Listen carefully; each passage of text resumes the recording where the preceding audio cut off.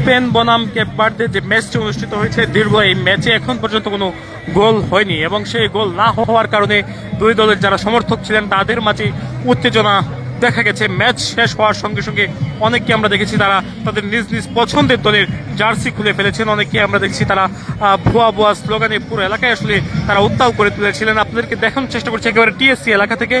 TSC এলাকা ছাড়তে শুরু করেছেন যে দু দল যারা আজকে খেলায় অংশগ্রহণ করেছিলেন, স্পেন এবং কেপ ভার্দে, সেই দলগুলোর সমর্থক যারা ছিলেন তারা কিন্তু ইতিমধ্যেই টিএসসির যে মাঠ অর্থাৎ টিএসসির মাঠ কিন্তু তারা ছাড়তে শুরু করেছিলেন। আমরা কথা বলতে চাই এখানে যে দুই দল রয়েছে সেই দুই দলের সমর্থকের সাথে।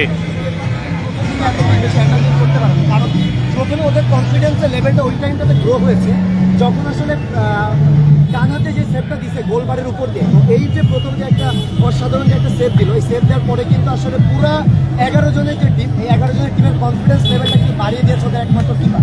আর পরপর যে বিধ্বংসী সেভগুলো যে দিয়েছে তাতে আমার মনে হয়েছে যে আসলে অল ক্রেডিট আসলে তাকেই দেওয়া উচিত, কারণ ইট শুড বি ডান।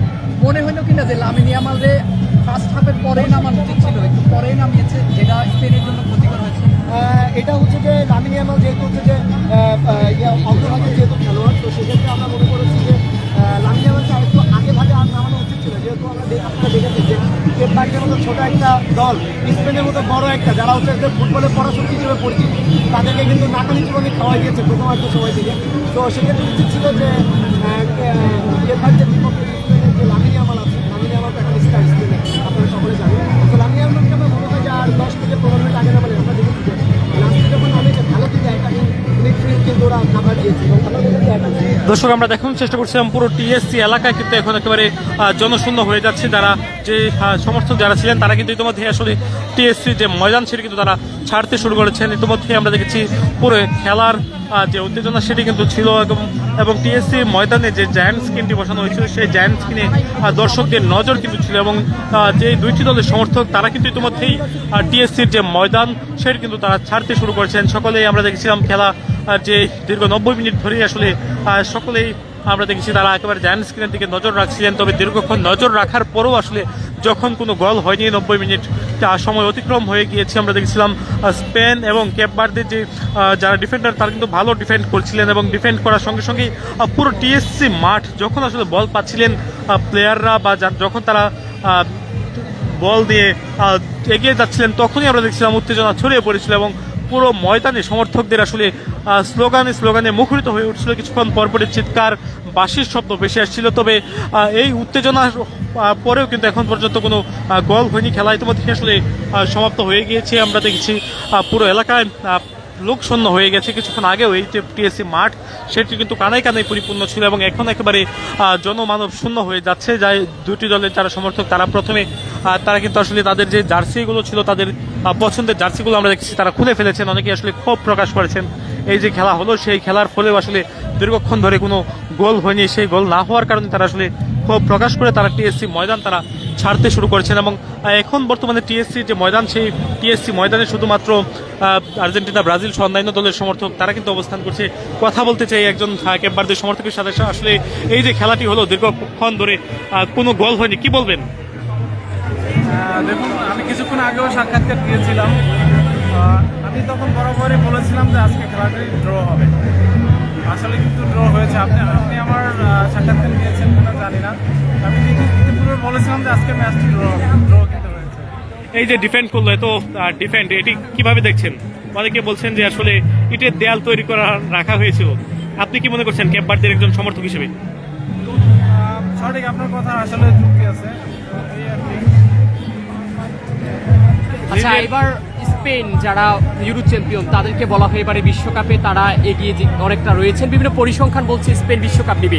আজকের ম্যাচ দেখে কেমন মনে হয়েছে আপনার কাছে? আজকের ম্যাচে স্পেন বরাবরই আমি দেখলাম গোলের একদম জালের কাছে নিয়ে গেছে, বারবারই অ্যাটাক করছে, বাট আপনার কেপ ভার্দের গোলকিপার আর কি সেভ করছে।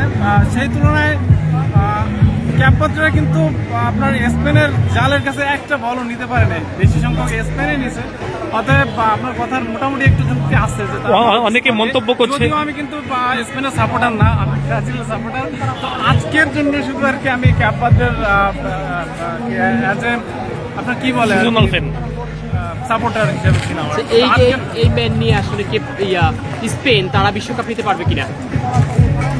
তারা আজকে যদি আপনি আজকের ক্যাপারদের সাথে তুলনা করেন তাহলে তারা ভালো খেলছে। যদি তো, বিশ্বকাপে দেখেন আরো অনেক আপনার কি বলে আরো অনেক গুলা টিম আছে, তো তাদের সাথে যদি এইভাবে এই খেলার ধারাবাহিকতা বজায় রাখতে পারে তো তারা will winner I think. Lamine ইয়ামালকে আরো আগে নামালে তারা আরো ভালো কিছু করতে পারতো, আপনার কাছে কি মনে হচ্ছে? অনেকে বলছেন এই বিষয়টা।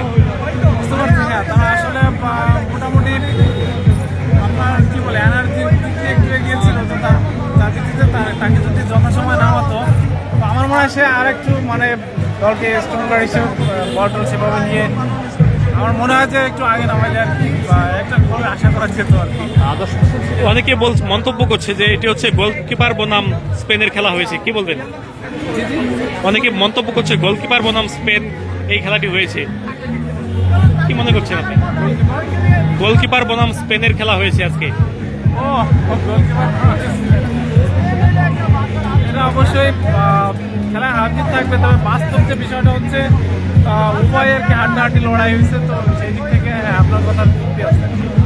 দর্শক শুনছিলেন, এখানে ক্যাপ ভার্দের একজন সমর্থককে আমরা পেয়েছিলাম, তিনি আসলে বলছিলেন যে আজকের খেলাটি তিনিও মনে করছেন যে এটি স্পেন বনাম গোলকিপারের খেলা হয়েছে এবং তিনি যে ডিফেন্ড সে ডিফেন্ডের তিনি দারুণ প্রশংসা করছিলেন এবং তিনিও হতাশ হয়েছেন এবং সেটি তিনি আসলে তুলে ধরছিলেন। বর্তমানে টিএসসি এলাকায় এটি আসলে জনমানব শূন্য হয়ে যাচ্ছে, যারা ক্যাপ ভার্দে বা স্পেনের সমর্থক ছিলেন তারা ইতিমধ্যে আসলে অনেকে চলে গিয়েছেন, আমরা অনেকে দেখেছি শুরুর দিকে ভুয়া স্লোগান দিয়েছেন, পরবর্তীতে তারা জার্সি খুলে ফেলেছেন এবং তারা এই ময়দানটি ছেড়ে দিয়েছেন এবং কিছুক্ষণ পরপরই আরও একটি ম্যাচ আছে, সেই ম্যাচটি দেখার আমন্ত্রণ জানিয়ে ইতিমধ্যে আপনাদেরকে বিদায় জানাচ্ছি। এতক্ষণ ধরে সঙ্গে ছিলাম আমি আল সাদি।